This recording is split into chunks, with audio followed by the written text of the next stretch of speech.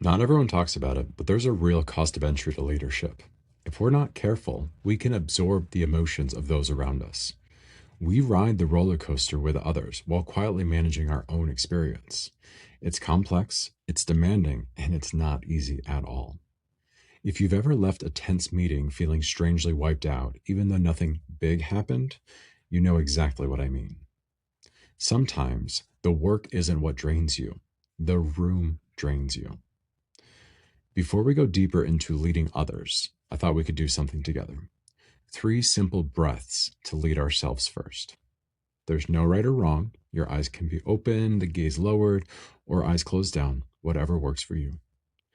We'll do this breathing in through the nose, past the throat, into the chest, expanding the belly. And now releasing the breath from the belly through the chest and then out. 2 more like that. In through the nose, into the chest, into the belly, and out. Last one. In, chest, belly, and out. Belly, chest. That right there, that's the first shift from absorbing to witnessing, coming back to yourself before you try managing the room. And the tricky part is this: a lot of leaders don't experience stress as panic. They experience stress as a compulsion to solve. Fix it, make a decision, move now. And yes, sometimes that's needed. Sometimes that is competence. But sometimes that's reactivity with a calendar invite. So here's the shift that changed leadership for me: moving from absorbing emotions to witnessing emotions. Absorbing says, if you're anxious, I'm anxious. If you're disappointed, I have to make it better.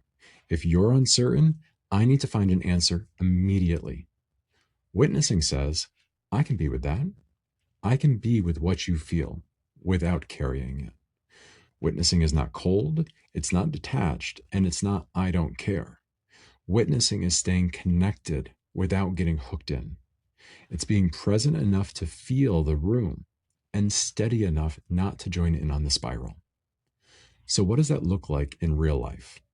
It can sound like this: when the room is anxious, I can feel urgency here. Let's slow down long enough to see what's actually happening. When feedback is flying in from every direction, there's a lot of input coming in right now. What's the one decision that truly needs to happen today? When you feel your own need to fix it, try naming it. My instinct is to solve this immediately. Before we act, let's get clear on what problem we're actually solving. That's witnessing. You're not denying emotion. You're not trying to minimize it. You're simply refusing to merge with it. And here's the part that people miss: witnessing is much harder when your system is already maxed out. Your nervous system doesn't know the difference between sprinting and a high pressure meeting. Stress is stress. So if you want to lead without absorbing everything, your capacity to hold matters. Regular movement matters. Decent sleep matters. And real boundaries matter. Not as self-care, as leadership infrastructure. Because when your system is at capacity, everything becomes personal. Every sigh feels like criticism. Every question feels like doubt. And every delay feels like a threat.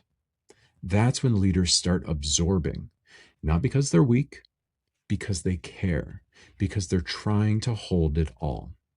So here's a simple reset that you can use in the moment that the next meeting is feeling hard or after the next fire drill. Step 1, name what's here. Pressure is here. Anxiety is here. Tension is here. Step 2, locate yourself. Feel your feet. Feel your seat. Take one longer exhale. Step 3, separate roles. Silently say, I can hold this without carrying it. Step 4, choose one steady sentence. What do we know for sure? What's the next right step? Let's take this one piece at a time. That's it. No theatrics, no perfect calm, just enough presence to move from absorption to witnessing. And here's one last truth. The emotional load doesn't disappear as you get more senior. In many ways, it increases.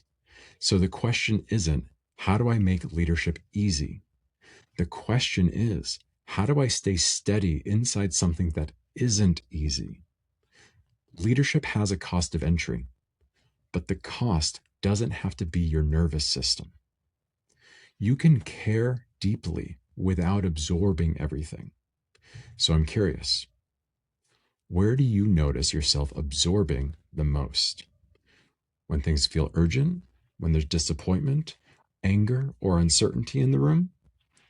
And what's your tell that you've crossed the line from witnessing into carrying? Thank you for watching. If you like this video, please check out my podcast, Just 15 Minutes, and see how others are leading when the pressure rises. See you in the next one.